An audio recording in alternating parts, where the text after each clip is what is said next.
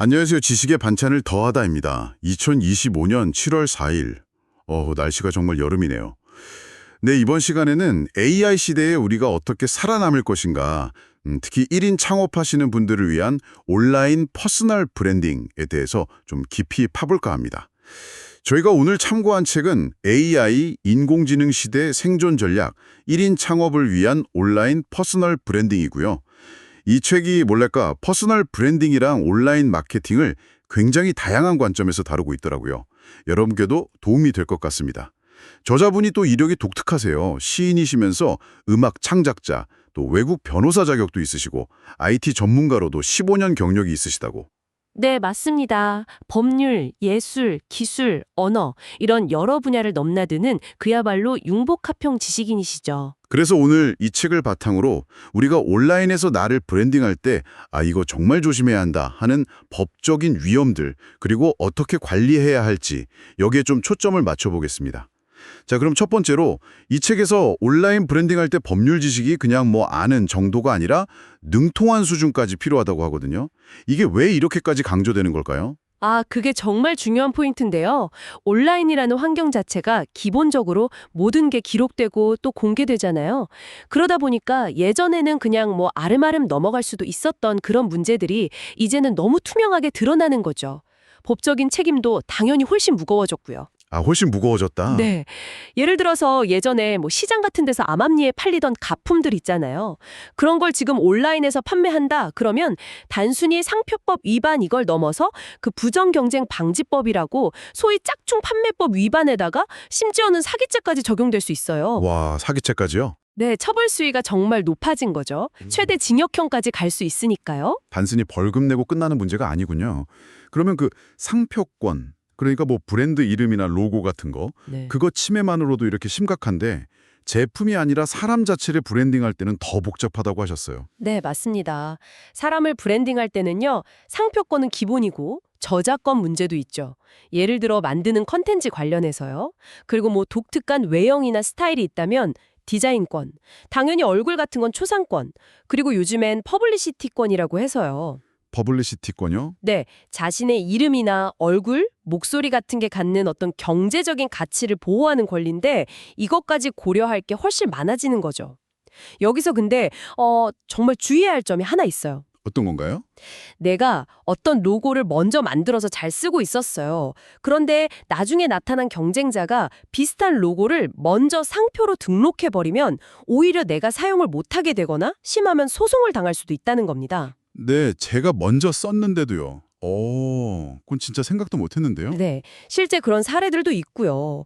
유명한 글로벌 브랜드랑 국내 기업 간의 디자인 소송 같은 경우도 비슷한 맥락에서 볼 수 있는 분쟁 사례 중 하나예요. 그러니까 먼저 사용했다는 사실만으로는 법적인 보호를 온전히 받기 어려울 수 있고 결국 먼저 등록하는 게 중요해질 수 있다는 거죠. 와, 이거 정말 중요한 포인트네요.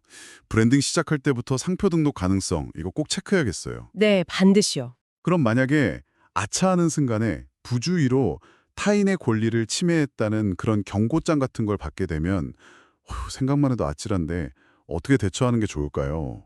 바로 막 변호사 찾고 그래야 하나요? 일단 경고장을 받으면 당연히 당황스럽죠. 근데 가장 좋은 건 감정적으로 대응하기보다는 상대방하고 좀 차분하게 소통해서 라이센스 계약을 맺는다든지 하는 합의점을 찾는 거예요.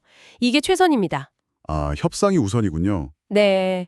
만약 이게 잘 안 되면 상대방 쪽에서 판매 금지 같은 걸 요구하는 가처분 신청을 할 수도 있고요. 아니면 손해배상 청구 소송으로 바로 갈 수도 있어서 일이 굉장히 복잡해지거든요.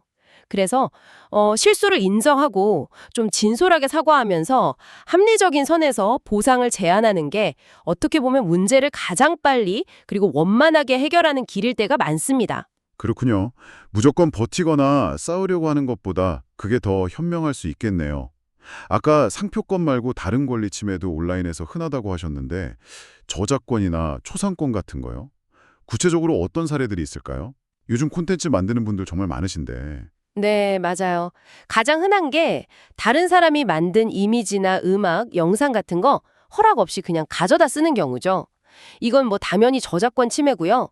그리고 요즘 기술이 발전하면서 그 딥페이크 같은 걸로 남의 얼굴이나 목소리를 막 무단으로 사용한다거나 아니면 유명인의 이름이나 사진 같은 걸 동의 없이 상업적으로 활용하는 경우 이런 건 퍼블리시티권 침해 소지가 아주 큽니다. 딥페이크는 정말 네. 없이 너무 명확하게 노출되는 경우 있잖아요. 이것만으로도 초상권 침해가 될 수 있어요.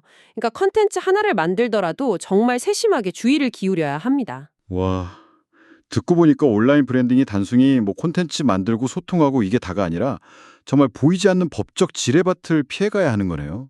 굉장히 섬세한 작업 같아요. 네, 그렇죠. 이런 법적인 문제 말고도 또 어려움이 있다고 책에서 언급하던데요. 아, 네. 법률적인 부분을 다 잘 챙긴다고 해도요. 근본적으로 온라인이라는 이 비대면 환경에서 신뢰를 쌓는다는 것 자체가 굉장히 어렵고 또 시간이 많이 걸리는 일입니다. 브랜딩 효과라는 게 뭐 오늘 시작해서 내일 바로 나타나는 게 아니거든요. 그렇죠. 그래서 초반 몇 달, 길게는 1년 이상 반응이 거의 없더라도 꾸준히 자신만의 방향성을 가지고 밀고 나가는 그런 인내가 필요해요. 책에서도 나오지만 이게 시간이 지나면 스노우볼 효과처럼 가치가 막 커질 수 있는데 그 과정까지 버티는 게 쉽지 않죠.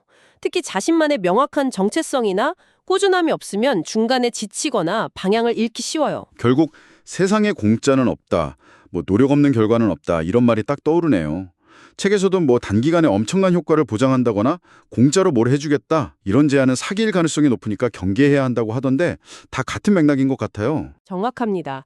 온라인 퍼스널 브랜딩은 분명히 잘 활용하면 강력한 기회가 될 수 있지만 오늘 저희가 이야기 나눈 것처럼 보이지 않는 법적 위험 관리부터 시작해서 정말 꾸준한 노력과 인내가 필요한 그런 복합적인 과정이라는 점을 꼭 기억하셔야 합니다. 이 점을 잘 인지하고 차근차근 나아가시는 게 중요하고요. 오늘 저희 나눈 이야기들이 여러분의 브랜딩 여정을 조금이나마 더 안전하게 만드는 데 도움이 되었으면 좋겠습니다. 네, 오늘 정말 깊이 있는 이야기 나눠봤는데요. 어떠셨나요? 이 법률적인 부분들 꼼꼼하게 잘 챙기셔서 여러분만의 브랜드를 안전하고 단단하게 키워나가시는데 저희 이야기가 작은 보탬이라도 되었으면 합니다. 여기서 한 걸음 더 나아가서요. 이런 생각을 해보시는 건 어떨까 제안드리고 싶어요. 바로 여러분 자신의 온라인 활동 기록 하나하나가 뭐 댓글이든 사진이든 미래의 어느 시점에 예상치 못한 법적 증거로 작용할 수도 있다는 점이요. 정말 사소한 기록 하나도 신중해야 하는 시대가 아닌가 싶습니다. 한 번쯤 고민해 보시면 좋겠습니다. 오늘의 이야기 어떠셨나요? 오늘 저희가 파본 이 책의 내용과 이야기들이 유익하셨다면 지식의 반찬을 더하다 구독과 좋아요, 알림 설정 꼭 부탁드립니다.